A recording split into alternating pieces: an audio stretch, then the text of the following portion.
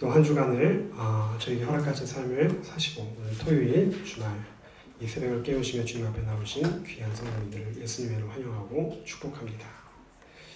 예, 오늘 데살로니가전서 4장 13절로 5장 11절의 말씀이 오늘 큐티의 본문의 말씀인데요. 공교롭게도 지금 저희 교회가 교회장으로 장례식이 진행 중에 있는데 오늘 본문이 딱 이 장례에 관한 하나님이 말씀을 주셨어요. 그래서 너무 놀랍죠? 그래서 오늘 13절의 말씀을 보면은 형제들아 자는 자들에 관하여는, 여기서 자는 자들은 누구를 뜻하는가? 바로 죽은 사람들을 뜻하는 것입니다. 즉 오늘의 말씀은 이 죽음을 맞이한 이에게 주시는 말씀이기도 하고 또 우리 모두에게도 주시는 하나님의 말씀이기도 합니다. 어저께까지 거룩한 공동체, 교회 안과 밖을 나누는 구분하는 경계선이 있는 것을 이야기하던 바울이 갑자기 화제를 전환하여 오늘은 이 죽은 자들에 대한 이야기를 이야기하고 있습니다. 갑자기 이렇게 죽은 자들의 운명으로 화제를 바꾸는 것은 바로 데살로니가 성도들이 디모데를 통하여서 바울에게 이 죽음의 문제에 대하여 질문을 하였기 때문이라고 생각합니다. 즉, 이 박해가 일어나서 이 개척한 교회의 목회자였던 사도 바울은 아테네로 피신할 수밖에 없었습니다.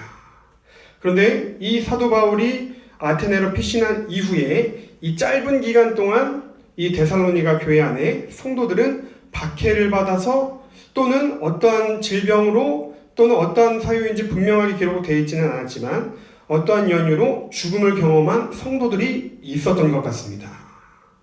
그런데 바울은 부활에 대하여서 이미 데살로니가 교회 성도들에게 가르쳤고 가까운 장래에 이 주님께서 재림하실 거에 대한 가르침도 다 전달하였지만 그러나 이 데살로니가 교회의 성도들이 디모데를 통하여 질문한 질문은 이런 질문이었던 것 같습니다. 그러면요, 주님이 다시 오시기 전에, 주님이 재림하시기 전에 죽은 성도들은 어떻게 되는 것입니까? 가까운 장래에 임박하게 될 그 재림의 때에 그 주님을 만나보지 못하고 먼저 앞서서 죽음을 경험한 성도들의 그러한 삶은, 운명은, 영혼은 어떻게 되는 것입니까? 이렇게 이 죽은 성도들에 대한 그러한 궁금증을 주의 재림 때에 어떻게 되는 것인지 바울에게 문의한 것입니다. 이 질문에 대하여 바울은 바로 오늘 본문의 말씀에 대하여 이야기하고 있는 것을 볼 수 있습니다. 저희 13절의 말씀 다시 한번 같이 읽어보겠습니다. 형제들아 자는 자들에 관하여는 너희가 알지 못함을 우리가 원하지 아니하노니 이는 소망 없는 다른 이와 같이 슬퍼하지 않게 하려 함이라. 그래서 먼저 슬퍼할 것이 전혀 없습니다. 바울은 이렇게 선포하고 있습니다. 왜 그럴까요? 왜 슬퍼할 것이 전혀 없느냐? 바로 왜냐하면 우리 믿는 자들은 부활이라고 하는 소망이 있기 때문입니다. 그런데 우리 믿는 사람들은 이 부활에 대한 소망이 있지만 믿지 아니하는 사람들은 이 부활에 대한 소망이 없습니다. 그래서 이 부활에 대한 소망이 우리 안에 있기 때문에 우리가 돌아가신 분이 생긴다 할지라도, 소천받으신 분이 생긴다 할지라도 우리가 세상 사람들과 똑같이 슬퍼해서만은 안 된다는 것입니다. 14절의 말씀 또한 같이 읽어보겠습니다. 우리가 예수께서 죽으셨다가 다시 살아나심을 믿을진대 이와 같이 예수 안에서 자는 자들도 하나님이 그와 함께 데리고 오시리라. 그렇습니다. 우리가 믿을진대, 14절은 우리가 믿을진대, 이것은 바로 초대교회의 신앙 고백문의 축약형으로 보이는 것입니다. 신앙 고백문은 영어로 크리드라고 이야기하는데 나는 전능하신 아버지 하나님 천지의 창조주를 믿사오며, 이러한 형식이 바로 오늘 14절에 우리가 예수께서 죽으셨다가 다시 살아나심을 믿을진대 유사하죠. 이렇게 바울은 주님께서 죽으셨다가 다시 살아나심을 믿는다면 이와 같이 예수 안에서 죽음을 경험한 자도 예수님께서 다시 재림하실 때에 그와 함께 그들을 부활 가운데 데리고 오실 것이니 우리가 조금도 슬퍼할 것이 없습니다. 이렇게 분명하게 데살로니가 교회 성도들에게 이야기하고 있는 것입니다. 그러면서 계속하여 이야기하고 있는 것이 16절 말씀입니다. 16절에 보면은 주께서 호령과 천사장의 소리와 하나님의 나팔 소리로 친히 하늘로부터 강림하시니 그리스도 안에서 죽은 자들이 먼저 일어나고, 즉 이 마지막 때에 하나님의 나팔 소리가 들리고 주의 호령과 천사장의 소리가 들리는 이 주님의 재림의 때가 임하면 주님께서 강림하신다. 이 강림이란 단어는 헬라어로 파루시아라는 유명한 말입니다. 파루시아. 이 강림이란 뜻은 왕이나 그에 준하는 어떠한 신적인 존재가 도착하는 것을 일컫는 정치적이고 외교적인 용어입니다. 그런데 바울은 예수 그리스도를 왕으로 선포하였고 예수 그리스도께서 다시 재림하여 이 땅 가운데 오실 때에 그 단어를 바로 강림이라고 하는 파루시아를 사용하였다는 것입니다. 그래서 이러한 표현은 17절에도 계속되는데요. 바로 17절에 공중에서 주를 영접하게 하신다. 재림 때에는 어떠한 일이 일어납니까? 죽은 자가 다시 살아나게 됩니다. 재림 때는 어떠한 일이 일어납니까? 살아있는 성도들과 죽은 성도들이 다 같이 공중으로 올라가서 주님을 영접하게 된다는 것입니다. 그 후에 모든 성도들은 그리스도와 함께 하늘나라에서 계속하여 머물게 된다는 것이 바로 17절의 마지막에 표현되어 있는 그리하여 우리가 항상 주와 함께 있으리라. 여기서 17절에서 말씀하는 이 영접이라는 단어 또한 16절에서 말씀하시는 강림이라고 하는 파루시아와 같이 귀한 사람이 올 때에 그 도시의 대표단이 그 도시 성 밖에 나아가서 그 손님을 영접하는 행동이 바로 영접이라는 단어의 뜻입니다. 강림과 마찬가지로 이 정치 외교적인 용어이지요. 즉 영접은 성 밖 먼 곳에서 우리 성 안으로 오시는 귀한 귀빈을 대접할 때 사용하는 단어로서 그리스도께서 이 땅 가운데 강림할 때에 우리 성도들은 땅에서 그리스도를 맞이하는 것이 예법에 맞지 아니하므로 우리가 공중에서 주님을 영접해야 한다는 뜻이기도 한다는 것입니다. 그래서 우리가 재림 때에 죽은 자들이 다시 일어나게 되고 우리도 다 같이 공중으로 들려 올리게 돼서 예수님이 오시는 것을, 예수님이 강림하시는 것을 우리가 영접한다는 것입니다. 그리고 영접한 이후에 우리가 주님과 함께 저 하늘에서 영원토록 영생을 누린다는 것이죠. 이러한 사실을 기억할 때에 데살로니가 교회 안에 지금 잠시 먼저 죽음을 경험한 성도님들이 계신다 할지라도 18절의 말씀으로 서로 위로하라고 이야기하고 있습니다. 그러므로 이러한 말로 서로 위로하라. 결코 죽은 자들이 주님의 강림의 때에, 재림의 때에 소외되는 것이 아니라, 그들이 여기서 배제되는 것이 아니라, 제외되는 것이 아니라 이들이 오히려 더 먼저 하나님께서 들어 올리시고 그 다음에 우리 살아있는 자를 들어 올리시고 주님께서 이 땅 가운데 강림하시며 공중 가운데서 우리가 그분을 영접하게 된다. 이것을 정확하게 말씀 가운데 선포하고 이것을 가르치고 데살로니가 교회 안에서 이러한 것으로 서로를 위로하십시오. 이 사도 바울은 정확하게 오늘 데살로니가 4장의 말씀을 통하여 저희에게도 권면하고 있습니다. 그렇습니다. 바울은 종말에 관한 위의 가르침으로 낙심한 성도들이 서로를 위로하기를 바라였습니다.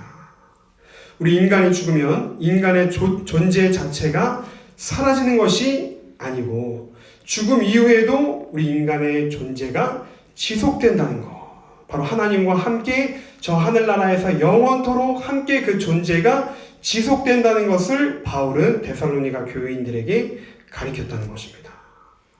죽음 이후에도 그 존재가 지속된다는 것은 우리 유한한 인생을 사는 인간에게 있어서 하나님이 주시는 최고의 위로입니다.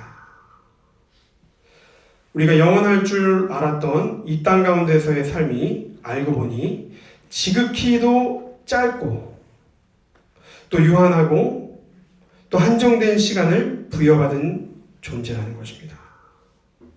그러나 그리스도를 통해 우리가 영원히 살 수 있는 존재가 된다는 것은 우리 인생 가운데 가장 큰 인생의 모순을 해결해 주시는 최고의 위로의 말씀인 줄 믿으시는 여러분이 되시기를 축복합니다. 그렇습니다. 오늘 정말 이 죽은 자들에 대한 위로의 말씀, 또한 우리 산자에 대한 소망의 말씀, 우리 모두가 주님 다시 이 땅 가운데 강림하실 그때를 기대하고 이 땅 가운데서의 부여해 주신 삶은 잠깐 살다가는 나그네 인생일진데 우리가 한 주간도 무엇을 위하여 우리가 달려왔는지, 하나님 나의 걸음이, 나의 행보가 향방 없이 허공을 치며 달려오지는 않았습니까? 이제라도 제가 주님 나라와 영광을 위하여 주님께서 이 땅 가운데 저를 창조하신 목적대로 살다가 주님 재림하실 그때에 영광 가운데 들림받을 수 있는 귀한 아들, 딸 될 수 있도록 저희 가정을, 저희 자녀를, 저희 교회를 인도하여 주시옵소서라고 기도할 수 있는 새벽이 되기를 간절히 소망합니다. 오늘 5장 1절을 계속해 보면 때와 시기에 대하여 오늘 사도 바울은 권면하고 있습니다. 때와 시기는 헬라어로 크로노스, 카이로스라는 두 가지 표현을 자주 사용하는 것을 볼 수 있는데요. 바로 오늘 때와 시기 가운데서는 오늘 바울은 2절의 말씀을 우리에게 들려주고 있습니다. 5장 2절의 말씀을 함께 읽습니다. 주의 날이 밤에 도둑같이 이를 줄을 너희 자신이 자세히 알기 때문이라. 3절도 읽어볼까요? 그들이 평안하다 안전하다 할 그때에 임신한 여자에게 해산의 고통이 이름과 같이 멸망이 갑자기 그들에게 이르리니 결코 피하지 못하리라.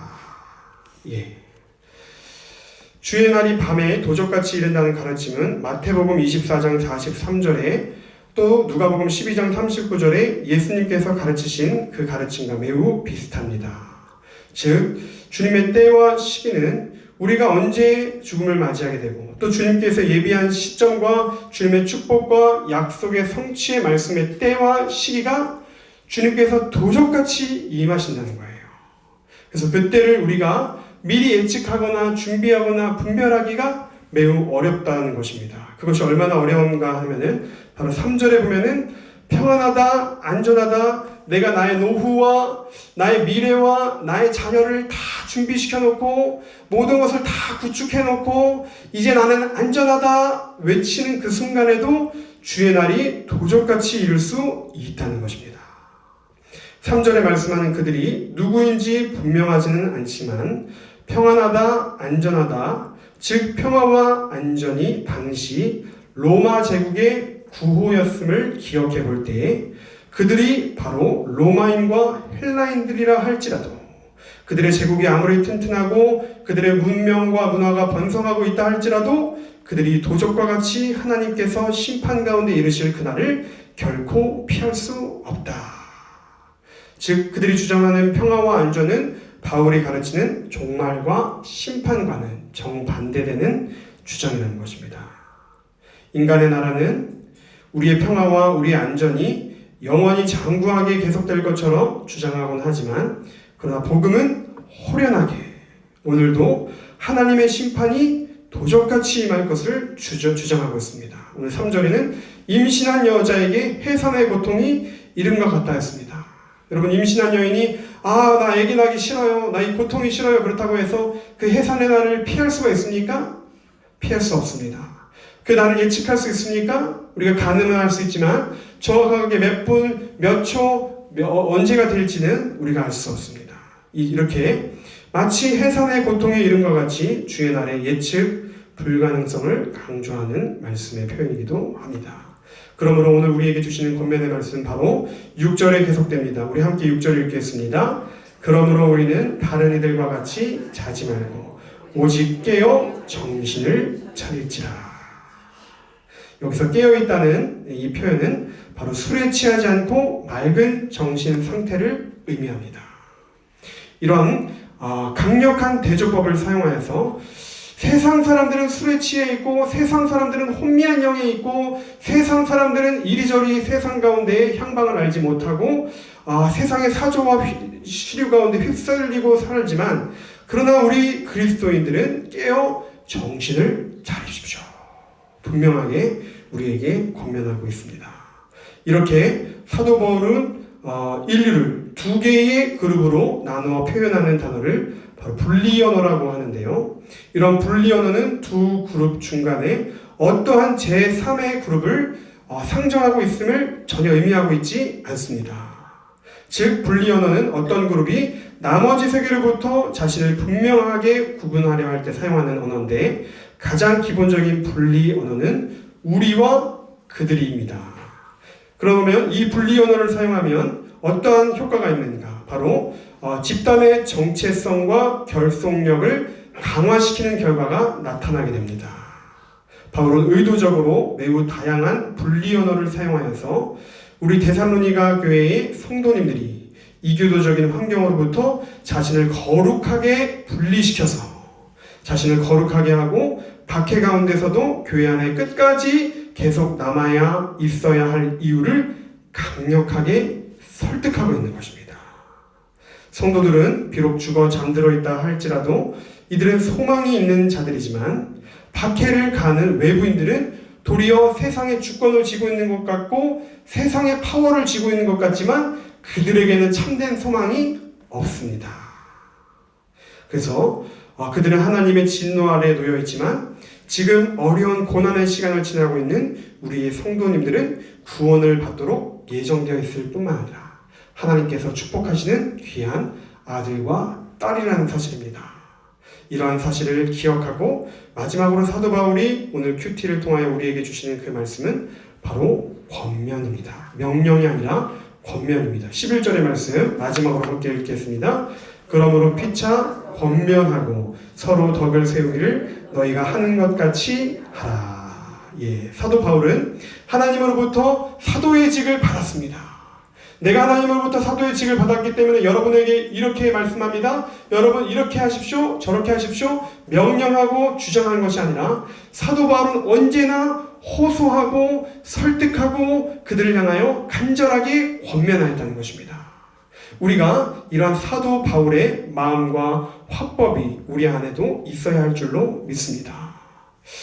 내가 알기로는 이렇게 해야 하는데요, 저렇게 해야 하는데요, 우리가 이렇게 나의 생각을 주장하는 것이 아니라 우리가 권면해야 한다는 거예요. 혹시 이렇게 하면 상황이 지금 이런데 이런 상황 가운데서 이렇게 해보면 어떠시겠습니까? 우리가 이렇게 권면의 말을 들었을 때 누구든지 신앙을 가진 사람이면 그러시군요. 네, 제가 이 부분을 그렇게 하도록 하겠습니다. 아니면 지금 즉시 답할 수 없으면 제가 이거를 잠깐 상의해보거나 기도해보고 답을 드리겠습니다. 이렇게 하지 않겠습니까? 그래서 언제나 우리 그리스도인은 온유함으로 권면하는 삶을 살아야 한다는 거예요. 그래서 우리가 갖고 있는 생각, 나의 경험, 나의 지식, 이것만이 절대적인 진리가 아닐 수도 있습니다. 그래서 우리가 언제나 정말 권면하는, 이 사도 바울 또한 하나님으로부터 직접 말씀을 받았지만 언제나 이것을 전달할 때는 조심스럽게, 그리고 이것이 듣는 사람의 마음이 상하지 않고 오히려 스스로가 그것을 결정할 수 있게끔 사도 바울은 언제나 권면하는 자의 삶을 살았다는 것입니다. 그래서 오늘 특별히 우리 장래 중에 있는 교회를 향해 주시는 이 데살로니가의 말씀이 오늘 저와 오늘 성도님들에게 위로가 될 뿐만 아니라 또 우리 상중에 계신 유족들에게도 또 우리 교회에게도 주시는 위로의 말씀인 줄 믿습니다. 오늘 이 말씀을 기억하고 우리 이 세상에서 살다가는 인생이 잠시 잠깐이지만, 그렇지만 하나님께서 이 땅 가운데서 강림하실 때에 우리가 공중으로 올라가서 먼저 앞서 돌아가신 분들과 함께 일어나서 그 휴거가 일어날 때에 우리가 주님을 영접하게 되고 그 영존하시는 주님과 함께 영원토록 하늘에 거하는 축복된 인생임을 기억하고, 오늘 하나님의 창조의 질서와 목적대로 우리가 주님께서 부르신 합당한 모습으로 그 하루를 살아가실 수 있는 귀한 저와 여러분이 되시기를 축복합니다. 오늘 간단하게 광고의 말씀을 드립니다. 오늘 두 번째 위로 예배가 분당 서울대병원 207호 장례식장 빈소에서 있습니다. 교회에서 11시 30분에 출발하고 위로 예배 12시에 드립니다. 오늘 저녁에 입관 예배 있습니다. 저녁 8시 반에 드려지고요. 교회에서는 8시에 출발합니다. 이를 위하여 기도해 주시고, 또 내일 새벽 6시에 천국 환송 예배 같은 장소에서 새벽 6시에 드려집니다. 이를 위하여 기도해 주실 수 있는